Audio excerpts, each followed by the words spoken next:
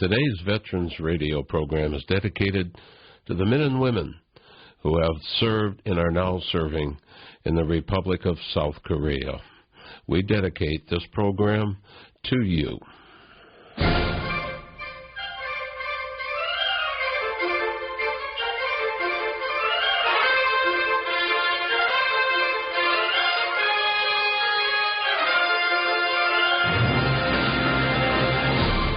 From the studios of Ave Maria Radio in Ann Arbor, this is Veterans Radio. And now, here's your host, Bob Gould.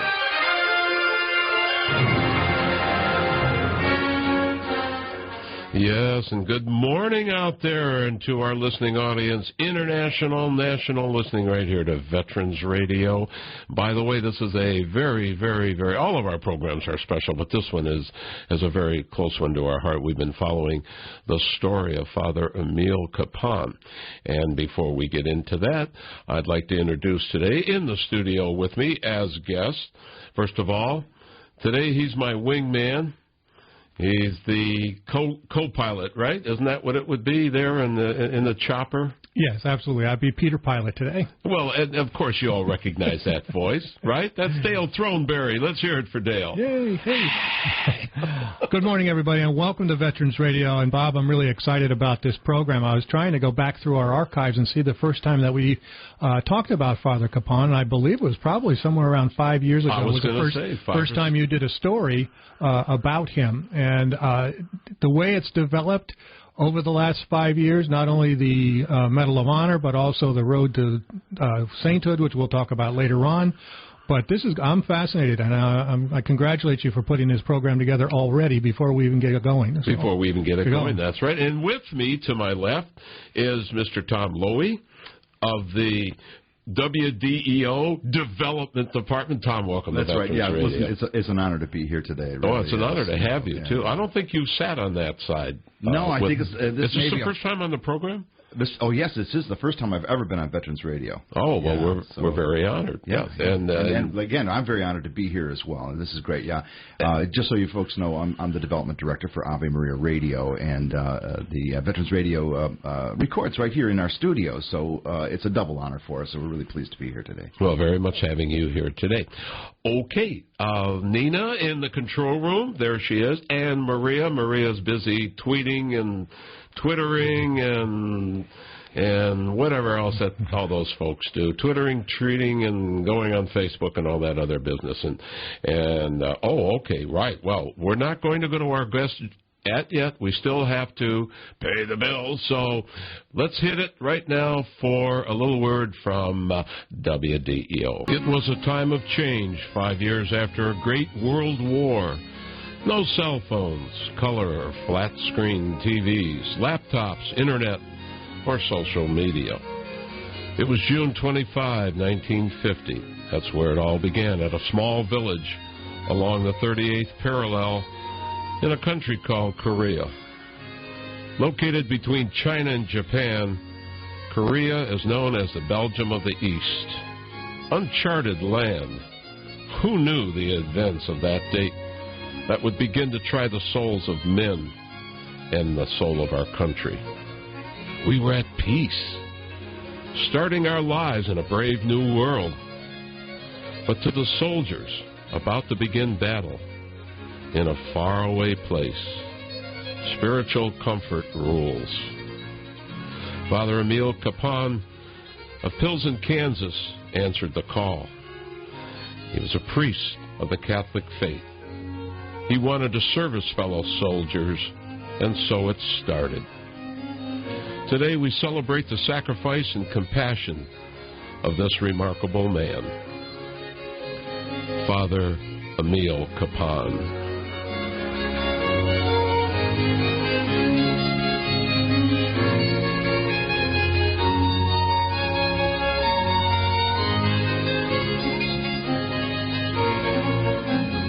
Yes, welcome once again to Veterans Radio, and I'm Bob Gould, going to be your host today.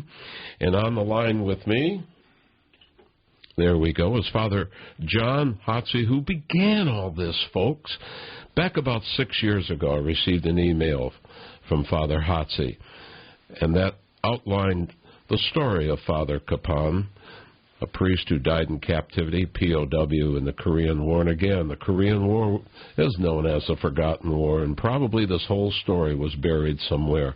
But there were people keeping it alive besides Father Hatzi. Father John Hatzi is the vicar of the Archdiocese of Wichita. Father Hatzi, welcome once again to Veterans Radio. Thank you. Good to be here. Well, it's good to have you. Tell us now, Father Kapaun is about to receive the Medal of Honor on April the 11th at a White House ceremony. And fill us in on that. I can't even begin to give it justice, and I'd like it to come from you because you've been the one that has been in the forefront with us. Well, I'm not really the one that's responsible for it. I'd have to say that the people that were responsible for it were his fellow prisoners of war. Because while I started working on it a few years ago, they've been working on it since 1953. When the prisoners got out of the prison camp, it was prison camp number 5 that Father Kapaun was interred in. The moment they got out of the prison camp, they started telling whoever would listen about the story of Father Kapaun. They were telling both military officials and they were also telling church officials about the great deeds that he had done. And they're the ones that have kept it up through the years. I mean, they've been waiting for this for 60-some years, telling the story of Father Kapaun. The amazing part about the story is while Father Kapaun was in the prison camp for just 7 months, these prisoners were in that same prison camp for another 2.5 years after Father Kapaun had passed away. And even after those 2.5 years of suffering through everything that you suffer through in a prison camp, they were still remembering fondly of Father Kapaun and the work that he had done. Most of them will say that they would not have made it out of the prison camp if it hadn't been for Father Kapaun. And that sounds kind of strange because, like I say, Father Kapaun died about 2.5 years before the war was over, and these men were freed from the prison camp. But they'll all talk about Father Kapaun instilling this hope in them, a hope that they can survive, a hope that they will be able to make it back to the United States and also make it back to their country. So really, these are the men that had been telling the story of Father Kapaun all these years, and I've just been able, in the more recent years, I've just been able to help out and help push that forward a little bit, so that they're the ones that have really been promoting Father Kapaun's cause, both for his sainthood, but also for him to receive the Medal of Honor. Now, we just have a phone call, and I'm going to interrupt you just for a moment. Not the story, but just as a moment, we have on the line with us Archbishop Timothy B. Broglio, who was born in Cleveland Heights, Ohio. By the way, Archbishop, I want to be sure and get that on, received an email from a friend of mine, Mr. Bob Crudy, who was in high school with you and graduated with you at St. Ignatius, and he said, "Go Wildcats." Well, that's very good. Thank you for that message. But I want to thank you for your time. I know you're on a very busy schedule and a tight schedule for giving us a call this morning. Let me just read this very quickly. Born in Cleveland Heights, Ohio, attended St. Anne Elementary School in Cleveland Heights and, of course, St. Ignatius High School. He earned a Bachelor of Arts in Classics at Boston College and an STB in Theology and a doctorate in Canon Law from the Pontifical Georgian University in Rome, Italy. And there's Tom Lowy, just very, does all this ring a bell for you? Well, yes, this is Tom Lowy. I'm the development director here at Ave Maria Radio, and I was just listening to, Bob, as you were reading the credits, basically, for the Archbishop, how deeply informed this man is. It's really nice. It's really nice to have him with us. Oh, to have him on the program. But it goes a little further. So let me just outline this. On November 19th, 2007, Archbishop Broglio was named the 4th Archbishop of the Military Services, the United States Army, and installed on January 25th, 2008 at the Feast of the Conversion of St. Paul. Welcome to Veterans Radio, Archbishop. Well, thank you very much. I appreciate the opportunity to speak with you and speak with the listening audience.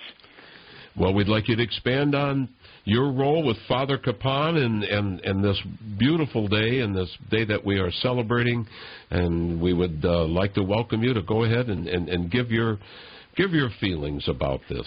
Well, I think Father Hatzi's already given a very cogent explanation of this honor, and I think it's important to remember that what Father Kapaun did for his fellow prisoners of war was really an expression of who he was as a Catholic priest and as a military chaplain.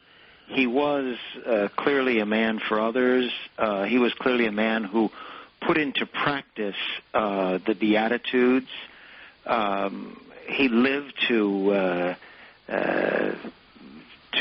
make real what we say we believe, and I think that's essential. And I think it's also a good reminder of the fundamental values, which are Judeo-Christian values, on which our country is built.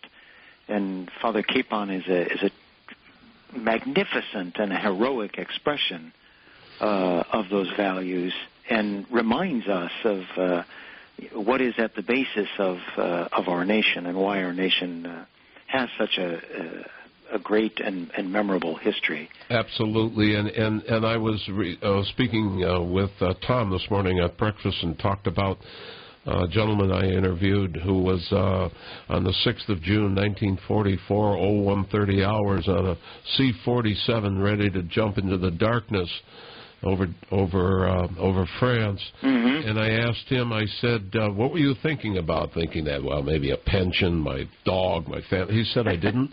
He said, I didn't want to let my buddy down. Yeah, exactly. It wasn't about all the glories, but it was about letting his buddy down, and that's what it's like to be in the service, and that's where Father Kapaun was able to. He was going to serve his fellow man. It was that calling. It was there. It was his time. It was, I believe, no pun intended, to be ordained that it would be on that particular time. Do you want to comment on that, Archbishop? Well, I think that's very true. Even his own decision to stay with his fellow prisoners of war and to minister to them, I think he felt that was the logical expression of who he was, and certainly he had already served as a chaplain during the Second World War, and then to go back into active duty was this. I think he was consumed by this desire to take care of his fellow soldiers, obviously regardless of their faith conviction, regardless of who they were. It was more an expression of who he was.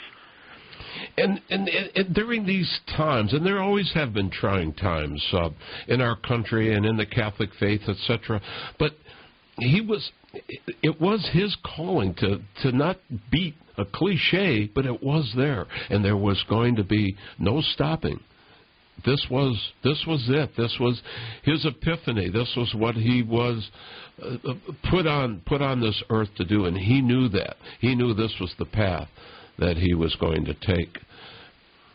That's for sure. And he rose to the occasion. I think he rose to the occasion till he drew his last breath, and that's a tremendous tribute to him, and it's a tremendous tribute to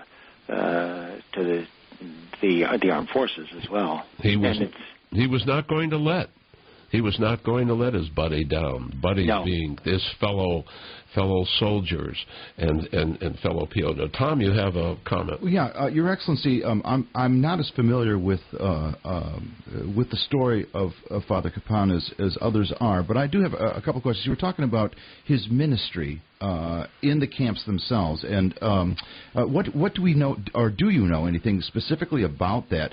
For instance, here's one question right off the bat. Was he able to celebrate Mass? Did his prison wards, did they allow that type of a thing? What kind of service was he actually doing within the prison camp?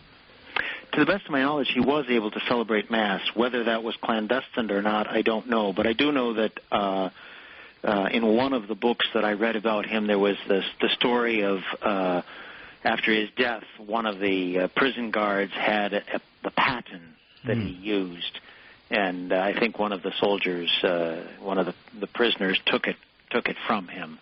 So I mean that would seem to indicate that he celebrated Mass and was able to do that. Father Hatzi might have a more complete response to that question.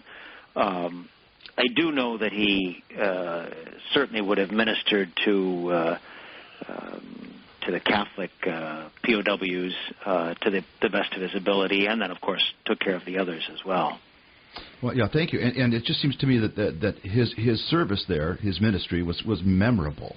There's a lot of whether they're Catholic or not, the stories that come back are pretty remarkable. They certainly are, and they indicated that he was there for everyone, and even the his ability to pilfer extra foodstuffs so that the men kept up their strength to the best of his ability. I think that's also a tribute to his willingness to serve others. I'm sure he was devoted to St. Dismas, the good thief. Mm-hmm. Well, we have quite a guest list today, and we want to thank you, Archbishop Broglio, for taking time in a very busy schedule to give us a call this morning. I know it's very early, and I hope you've had your cup of coffee and ready to go and give it a day. And thank you again for being on the program. We'd like to have you come back. Isn't that right, Dale?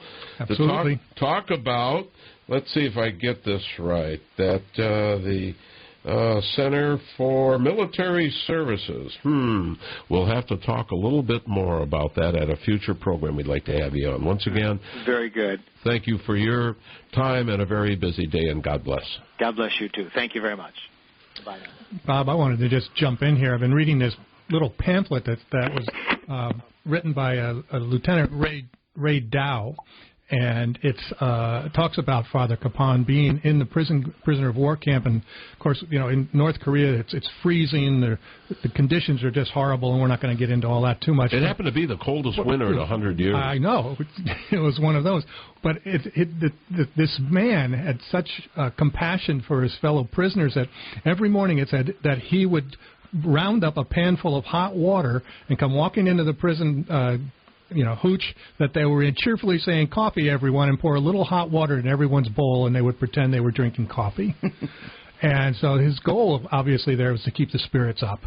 And you were in combat, Dale, so you know how important that is to have that mental well-being and to have that. Right. I think the idea here, and not ever being a POW, of course, but just the idea of somebody watching out for you, that would be so important, I would think. All of the books and all of the guests that we've had on Veterans Radio that were POWs always talked about the spirituality of their mindset, that they had to get into this mindset that there was this power greater than they, that was watching over them. And they all did this. In fact, quick promo. Next week we're going to talk to a POW from the Vietnam era, Yep. And in his book he talks about that, the power of his belief system. Father Hatzi, would you like to comment on the idea of celebrating Mass out there while he was a POW? You want to give us some of those details?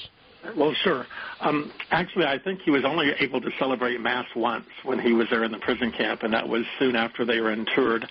And I don't even know that he was able to complete the Mass, because at first when they were starting to set up to celebrate Mass, the guards kind of ignored him. And then when they realized what was going on, I think they either tried to stop them or they did stop him from finishing the celebration of Mass. But that didn't stop Father Kapaun, though. I mean, he continued to have prayer services, and usually what they would do is, or what he would do is, as he was going around, if he saw an opportunity to have like an impromptu prayer service, he would just gather people around that were there.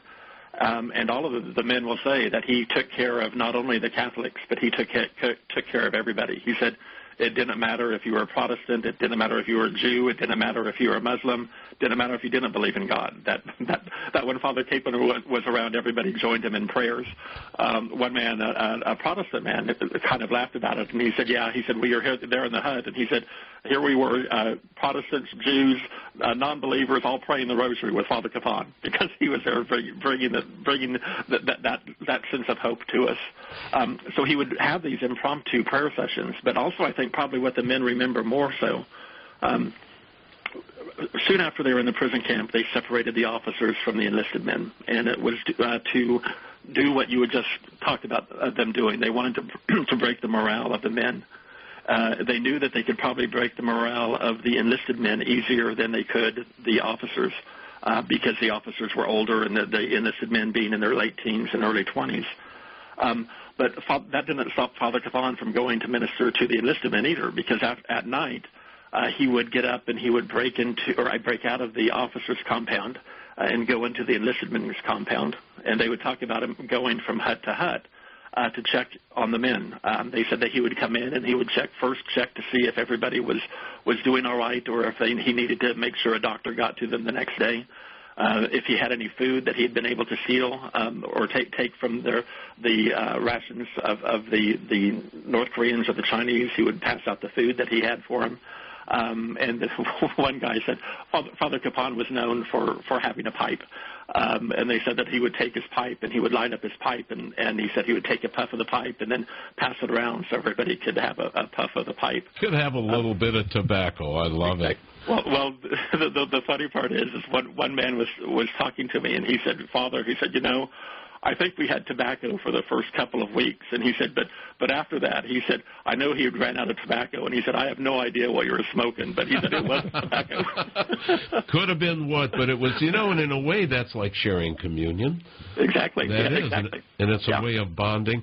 He was, I don't want to use the word obsessed. He was driven. There we go. He was driven. No, obsession, no, we don't want to use. He was driven, and there was no stopping him, no matter what.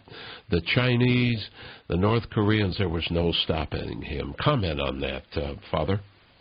Well, if I go back to my story a little, I think it will demonstrate it. The guys say that after he passed the pipe around, he would say, well, let's pray. And he said he would lead them in prayer, and then he would go from that hut to the next hut. But he would not stop doing that. I mean, he would do it at night. One guy asked me, he said, I don't even know if he ever slept. He said it seemed like he was always on the go, always doing something, always having that drive to go out and to help others. I did hear one story. It was from a commanding officer of his once, and he said this was prior to them being captured. And he said oftentimes, he said, I had a hard time sleeping at night. He said I would be worried about what was going on and what battles were going to be coming our way and things.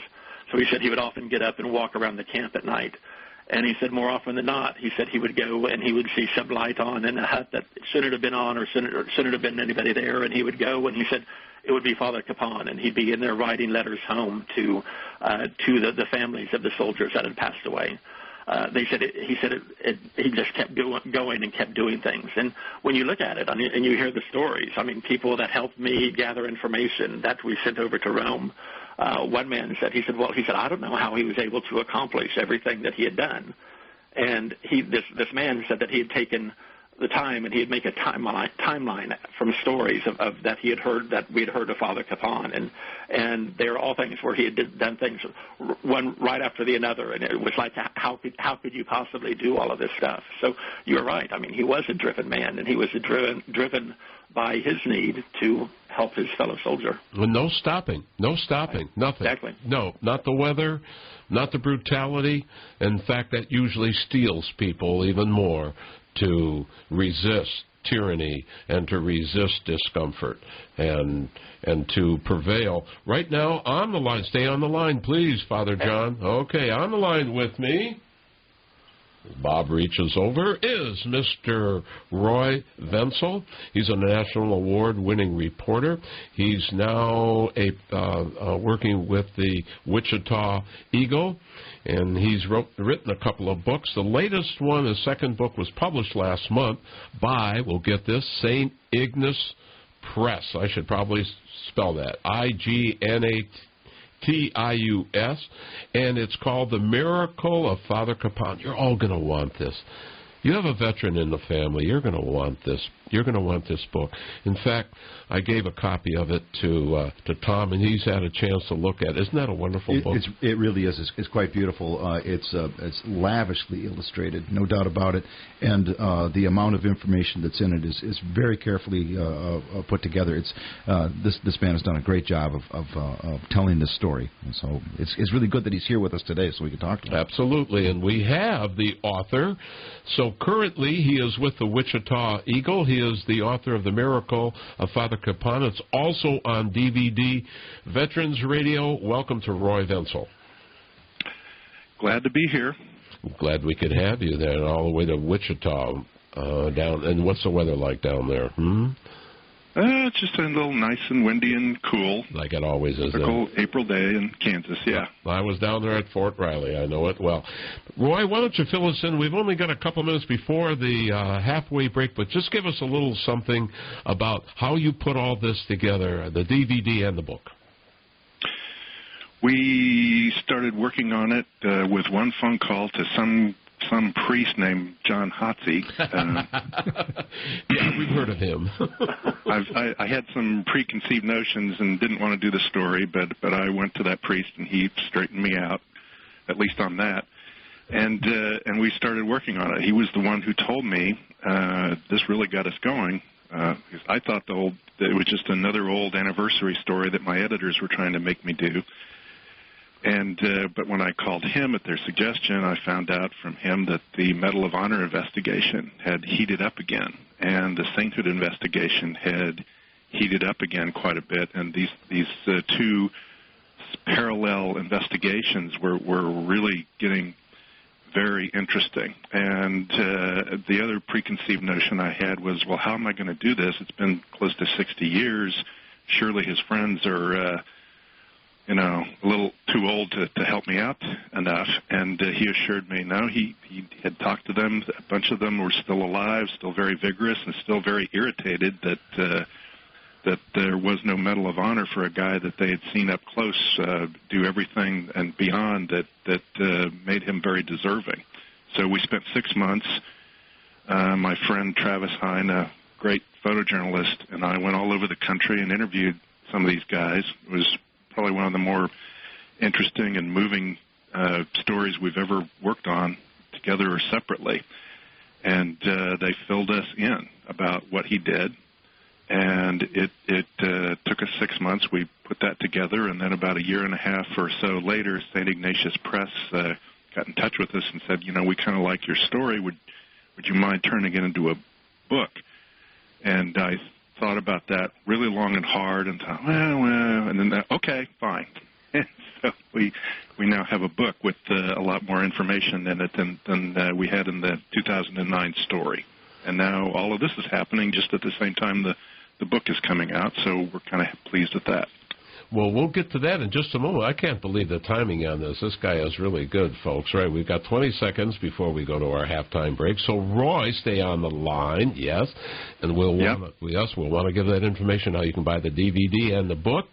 And we're going to go to a very, very quick break, right, Nina? And she's pushing all kinds of buttons. 5, 4, 3. You're listening to Veterans Radio. Don't go away. Yeah, I like that. I was listening to that this morning, and I said that's going to be so appropriate because it is a new beginning. That's from a CD called Renew, and it really does make you feel that way, and that's exactly what we're doing. We're renewing life. Story of Father Emil Kapaun. And on the line with me is Father John Hotze, the vicar of the Archdiocese of Wichita, and Mr. Roy Wenzel, who is a National Award-winning reporter with the Wichita Eagle. Roy, I know that when you were doing your research for the book and for the DVD, you did meet with those that were right there with Father Kapaun. And why don't you very briefly, though, tell us what that was like to meet with these people? Well, I had a lot of experience in the past interviewing veterans of all the wars back to World War II, and they're very tough. Soldiers are usually, they don't want to talk very much about these things. So they don't want to talk about the terrible things as much because they just don't think anybody will get it who's never had to do it. And some of them are traumatized in one way or another, and they just don't want to go there, so they just, try to go on with their lives. But in this case, they had gone through terrible things, these guys, and they didn't really want to talk about themselves. They did really vehemently want to talk about him because they walked out of that camp in 1953 determined to try to get somebody's attention and make this ceremony that's finally going to happen this coming week to make it happen. It took them 60 years. They're a little irritated with that, but they did it. So it was very compelling to talk to these guys. Well, we have one of them on the air right now, about standing by, Mr. Bill Funchess, Mr. William Bill Funchess, who was with the 24th Infantry Division in Korea. He was one of the ones thrown right literally into the breach, the soldiers to stop the onslaught of the Republic of North Korea. And then the Chinese came in November of 1950, and that was when Mr. Funchess, along with thousands of other soldiers, airmen, etc., were captured, and Father Kapaun was also November of 1950. Bill Funchess, welcome to Veterans Radio. Thank you. I'm glad to be here, sir. Well, we're glad to have you.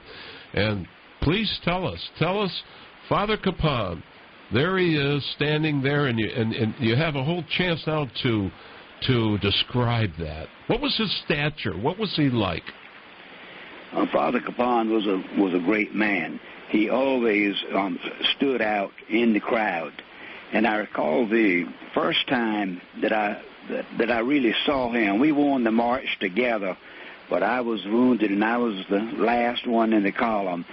And so I did not meet him on the march, but sometime later in the camp, I saw a man melting snow. And I walked over to see what he was doing, and he introduced himself, his father, Emil Kapaun, and he asked me if I would like to have a drink of water. And I said, yes, sir, I have not had any water to drink since the day I was captured, and it's been 3 months. And so he gave me the first drink of water that I had after I was captured. But he was a great man. He was always taking risk and chances in order to help someone else. He would go out, he'd scrounge things that we could use. He would scrounge food for us. He would attend to the wounds of the sick and the wounded, and he's a very caring individual. And I want to say again, he was perhaps the greatest man that I've ever met. Wow, that's really saying something. Tom, you're shaking your head after hearing something like that. Oh, it's very moving to hear stories of this man's goodness and how the simple expression of goodness, a drink of water, how that can make a sip of water. Oh, right, how that changes a man's life in a positive way. Taking care of the wounded, just looking and seeing that somebody is in need. So, thank you for your testimony, sir. I mean, this is terrific to hear. And I'm sure that there was a very difficult time in your life too. I'm absolutely positive of that. I'd like to know more. I really would. Well, Bill, go ahead and tell us a little bit more. Give us some more stories of Camp 5. Well, at the time he gave him a drink of water, the Chinese and North Koreans did not realize I was an officer. And sometime later, they moved me into the officer compound. And I observed Father Kapaun from time to time slipping across the barbed wire fence at great risk to himself. And he would go over into the enlisted men's compound and take care of their needs. He would offer prayers not only to the Catholics but to the non-Catholics, the Protestants like myself, and we were very appreciative of that. Now, Father Kapaun was living in a separate room from me at first, but later on, the Chinese and the North Koreans apparently wanted to isolate Father Kapaun from the Catholics, So they threw him into the room in my shack. There was no place for Father Kapaun in the room, so I made everybody move over, and I gave Father Kapaun the place that I was using on the floor. It was about 15 inches wide, and so I slept and spent my time lying on the floor beside Father Kapaun for the next 5 or 6 weeks. Now, when he came in, he had a blood clot, apparently, on his leg, and he could not walk. And so I took it upon myself, and sometimes with the help of other POWs, to take care of Father Kapaun's daily needs. We were able to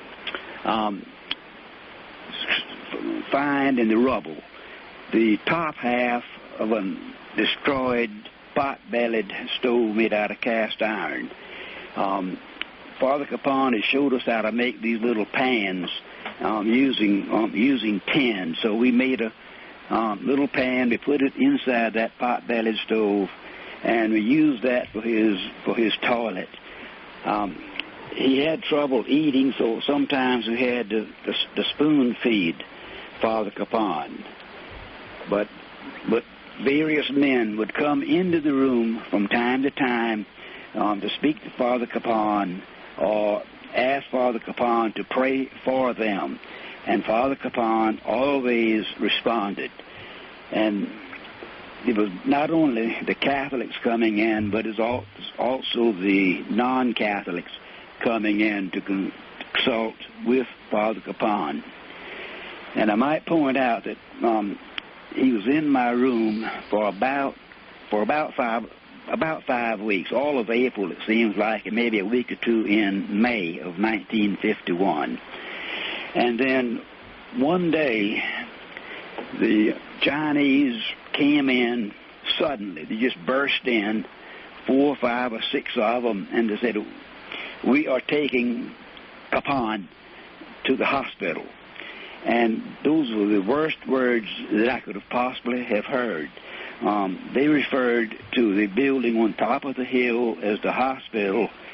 We called it the death house because whoever went into the death house, very few came out. Mike Dow came out for one, but we knew what was going to happen, and we tried our best to prevent the Chinese from taking Father Kapaun out of my room. I begged them. I told them I would take care of him, but they wanted no part of that. The Catholics came in. They raised the ruckus with the Chinese, trying everything humanly possible to prevent them from taking him up to that building on top of the hill. But they took Father Kapaun anyway.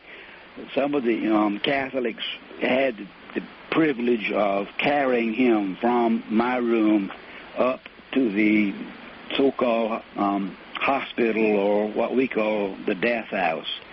And he was up there for a week or two, and finally we got word that Father Kapaun had died.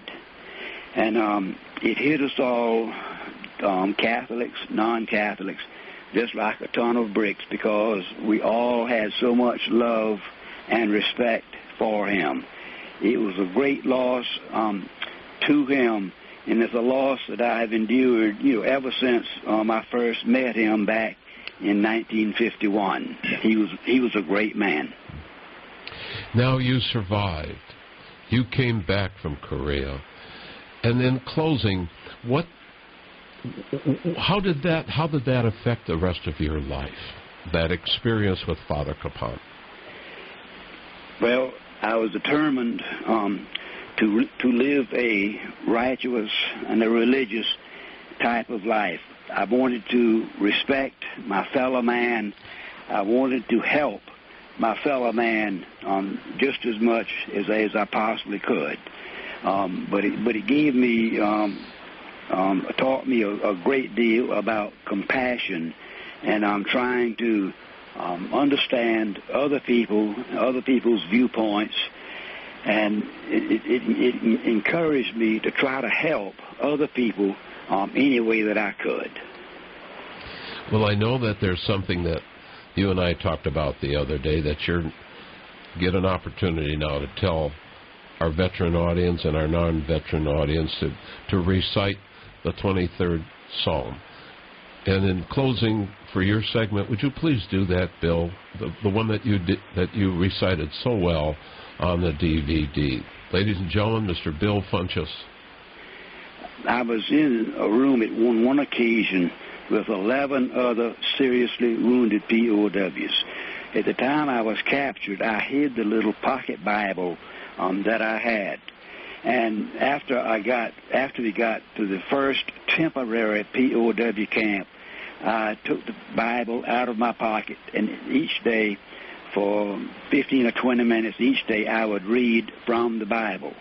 And I always would start off by reading the 23rd Psalm. And the reason I use the 23rd Psalm is because when I was growing up in South Carolina, my mother always told me, in times of trouble, you should read the 23rd Psalm because it will give you peace and comfort.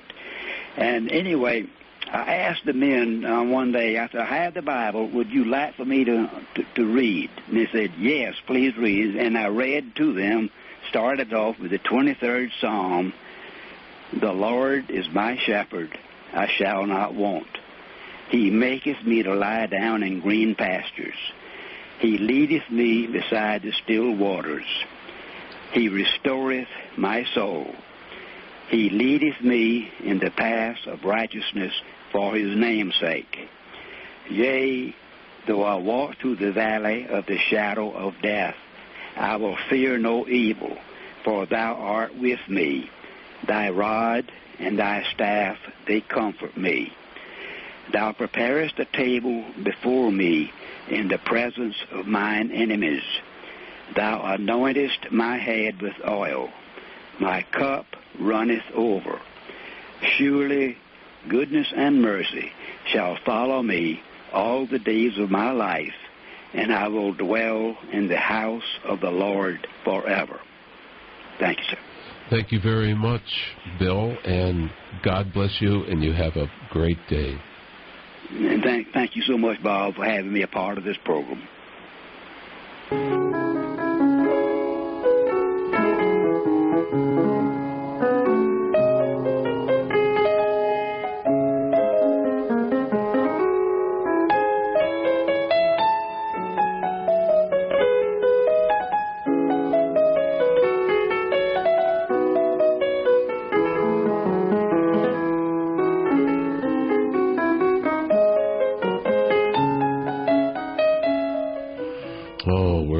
And after that, that was really something. What do you think of that, Tom?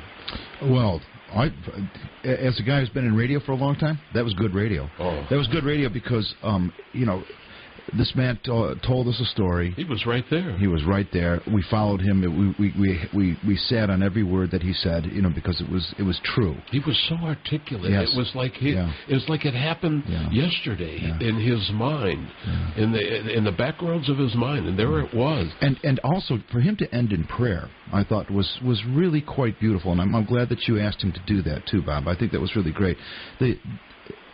Father Kapaun has had an impact that is stretching even now. I mean, how many people are hearing us right now? We don't know.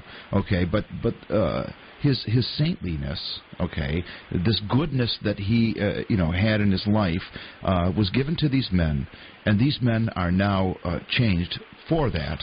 And now, because of this show that we're doing, other people can hear it, and maybe their lives will be changed as well. And I thought it was beautiful that he decided to go and do the 23rd Psalm, because it's so beautiful, so sweet, and so true, and it brings us into the heart of God's love. And so I just thought this was very, very good radio, and I'm glad you asked me that question. And the 23rd Psalm was something he recited every day. I'm sure he did. Every day at his mother said, as a time of trouble. Dale, you've been... I was taken aback by that because I time tripped back. My sister had given me a small Bible to take to Vietnam with me, and the 23rd Psalm had always been important in our family, and periodically, you don't know me as being very spiritual, I don't think, but periodically while I was there, I would pull out that little Bible and read the 23rd Psalm because it is the most powerful, I think, psalm that's in the Bible. And, there are people that would read that. There are people that would change words and so on and so forth. But the message was always in the same, that you were protected by something. Whether you believed or not, you always had this sensation that something was watching over you, that you were protected on that particular time. And it was just... I had to pull away from the microphone while he was reading that, and again, thinking this man is probably in his 80s at least, middle 80s, yeah. And all of those men who carry this story with them from Father Kapaun, and the impact that this man had. 60 years later. I know. Well, we were talking about when he was describing the room. We've had other Korean POWs on, and they described the same thing, that they're in a room, whatever the size of the room is. Each of you had about a foot. That was it. They would cram so many of you in there that you couldn't even roll over without, bumping into the other person. You all kind of slept, right next to each other, like you're, best friends. And that any time that the guards would come in and take you to the death room or the death building, the hospital was that metaphor for that's it, you're done. They didn't come back. A lot of times I didn't even reach the hospital, and the stories and the people that we've talked to. So can you imagine that they're taking this spiritual leader away from them, and they knew what was happening? And I'm sorry. No, please people have got to read this. If you can ever get a hold of this thing about Father Kapaun by Mike Dow, who he mentioned, he talks about how he had a little gold cup that he would hold for the bread for the communion, I guess. Mm-hmm. Right, sure. And that was their most prized possession that he left to them. Wow. And that they would continue on. And as he was being taken out on a litter, he told these men in this room, he says, keep going, keep this going. Even though I'm gone, you can do this. And that meant survival. It did. Because all the physical discomfort and stress, you can get through that. You can get through that if your mind is with God and spiritually. Father Hotze, I know you've had a chance to listen to all this. We've only got a few minutes left. I'd like you to comment. And where does Father Kapaun go from?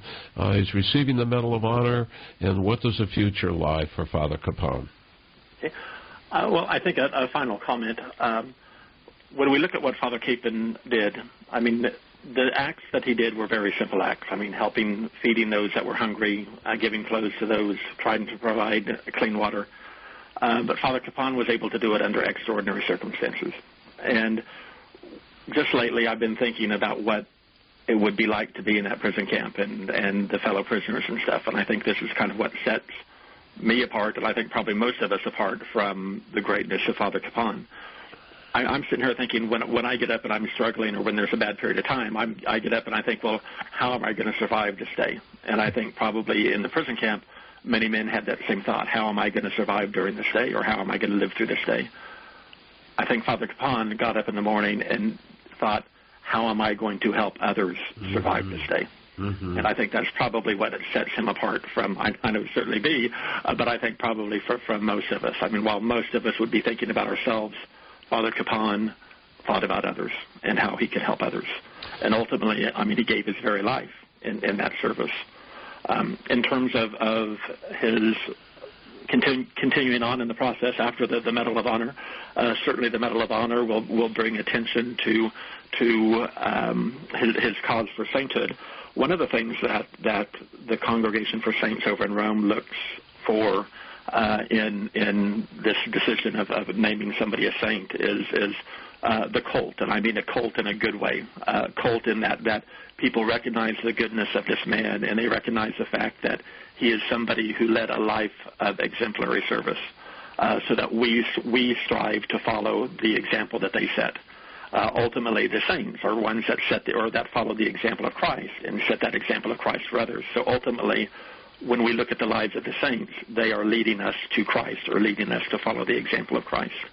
So I think certainly that his being awarded the Medal of Honor will bring attention to him and have people realize that, yes, it would be a good idea to follow his example, to try to instill hope in others, to try to bring the love that others have for them, or the love that God has for us, and share that love with others, which is certainly what Father Kapaun did throughout his entire life. In terms of the process for sainthood, we have all of the documents over in Rome, so they are considering those documents in Rome. In the process of sainthood, for his to be ultimately named a saint, we will have to prove that there were certain miracles worked through his intercession, meaning that people prayed to Father Kapaun, asking Father Kapaun to pray for their needs also. We're currently working on a couple alleged miracles to see if we can prove that those healings were miraculous events, or events that had no scientific reason for happening. We're working on, like I say, proving 2 of those. Hopefully we'll be done with those by this summer. We'll have that information over in Rome also, and hopefully that will be an impetus for some movement on his cause for sainthood also. And we'll also be covering that on Veterans Radio. Thank you very much, Father Hatzi. I know you've got a busy day today there in Wichita. God bless, and we will be talking to you shortly. Thank you for having me. Okay, Roy, you're there. We've got about a minute and a half to give you. How about some last thoughts? Well, what I got out of a couple of years of talking to his friends is he was a very unusual man. I think some of the descriptions that you hear about him are tend to tip over into cliches. Yes, he was good. Yes, he was holy. But I think he put on a clinic for a little less than a year in Korea about not only how to lead, but how to witness Christianity. And what I mean by that is he just didn't talk about it very much. He didn't say much to anybody. I mean, that was kind of his natural personality anyway, but he didn't go around judging people or jabbing fingers and telling people that they need to go to Mass or else. His way of witnessing Christianity and leadership was if he saw somebody digging a latrine, he went over and started digging with him. If the guy asked him, well, who are you? He wouldn't necessarily say, I'm Chaplain or Father Kapaun. He would say, I'm Kapaun. How you doing? He ran across the battlefields of many battles rescuing the wounded. People saw him do these things, and it kind of snuck up on them that this guy is a chaplain. He didn't always evoke that. And so when things really fell apart and they needed a leader, they would do what he asked, where they wouldn't necessarily do what their officers ordered them to do. It was just amazing how he rallied hundreds of people to do things without saying very much at all. He led and witnessed by example, and that's why you see just this burning intensity among the people who are still alive who knew him. They just saw this and were just awestruck by it. They still are.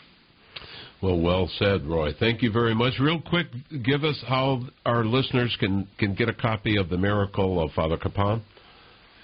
Kansas.com/Kapaun, and you'll see you'll see this giant series that I did in 2009, that Travis Hine and I did in 2009. The series is now a book that's got a lot more information in it, but that's how you can order it, and you can see all the stories that we've done about this man. It's well worth reading. Thank you very much for being on the program, Roy. Thank you, Bob. You have a blessed day. Gentlemen, okay. Tom, Dale? Well, I think it's just a great story, and I wanted to kind of jump in and say there are chaplains from all of the religions of the world that are in the military, and they all do such an amazing job. They throw caution to the wind. They go out to minister to the wounded. They get wounded and they get wounded and they get killed and they it doesn't make any difference what religion you are. They are there. They give you that peace that you need.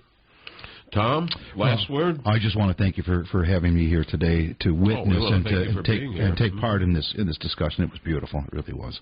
And you're going to be having a fundraiser very shortly. Next week, yeah. That's cool. Well, this is it, folks. Bob Gould, wrapping up another wonderful program right here at Veterans Radio. And until next Saturday at 0900 hours, you are dismissed.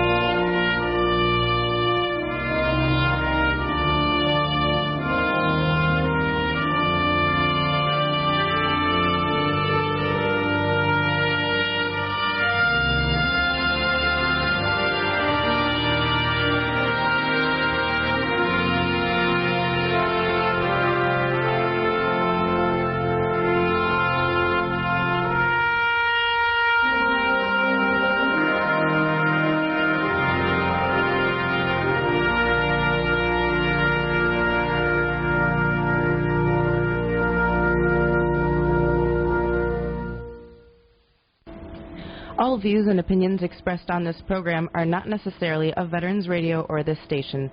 Veterans Radio is a production of Veterans Radio, LLC.